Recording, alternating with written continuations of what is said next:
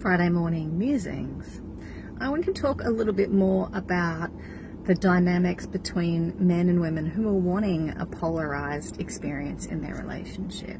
Something I spoke about at the Fierce Love Immersion recently, and I think, to be honest, I forget how important these concepts are because I live them and breathe them, and they're my whole life, my whole experience. And yet for so many women, this is a new concept. So I wanted to just dive into the reality that for so many of us as women, we have been taught and validated in the world that we are raised in to be achievers, to be successful, to go out there and conquer shit. You can do anything a man can do, you know. Sometimes it's the term boss babes. And I'm not saying these things are not true, so just bear with me. But if you want to be in relationship to a man who is holding the more dominant, directive leadership energy, what we would call the masculine, that means you need to be more in the feminine. And this is where most women naturally sit. 70-80% of most women feel more natural in the feminine pole, but the world has taught us not to. The world has taught us to do the opposite, and this is something I personally struggled with for a really long time. It's like I feel I want to be in this place, but I don't know how. No one's given me the skills. No one's talked about this. And so I was like fighting, butting heads with my partner, not understanding he's leading and I'm stopping. It's like I'm trying to redirect him by being, you know, bringing aspects of the masculine that interfered with his leadership. So what this means for us ladies is we need to notice the part of us that wants to control. It's a big shadow. The part of us that has been validated and approved and reinforced in the world for probably a long time, that, you know, you can go out there and you can make all this money and you can kick ass. You don't need anyone. You don't need a man.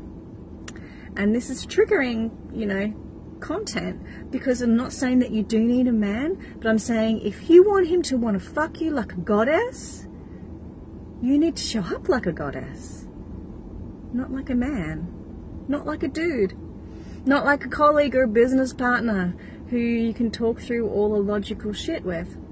And so as women, what we have to, the big piece of work we have to do, ladies, is learn how to move back into our bodies, to stop coming forward in this attacking way with logic and analysis, criticism, blaming, controlling, manipulating, and to lean back. So a lot of this concept of leaning back, I think I'm going to do a masterclass on this, is how do we use our bodies in body practice to lean back and open and receive him. This takes us doing our own work. It brings up fears, it brings up all sorts of shadows, but this is the piece that we as women have to work on a lot to start to invite and allow a man's direction and leadership as much as our own willingness to accept it without making him wrong when he doesn't get it right. There's quite a lot here, but I guess I just want to plant these seeds, and if it's something that interests you, I'd love to hear from you. Please comment, interact, let me know. I have some programs coming up that I'm going to be releasing soon, and I just want to know if this is landing for you. Are you a woman who relates to getting out there and armoring your heart to function in the world? And how is that working out for you in relationship? Is that helping you to be radiant and playful and attract a man who wants to take care of you? Or do you attract a man like that, but then you can't keep him because there's too much conflict because you're still trying to control? But you want him to control, but you don't let him control and lead. And so there's a lot of shadows that we have acquired in the way we've been raised as women in this modern world.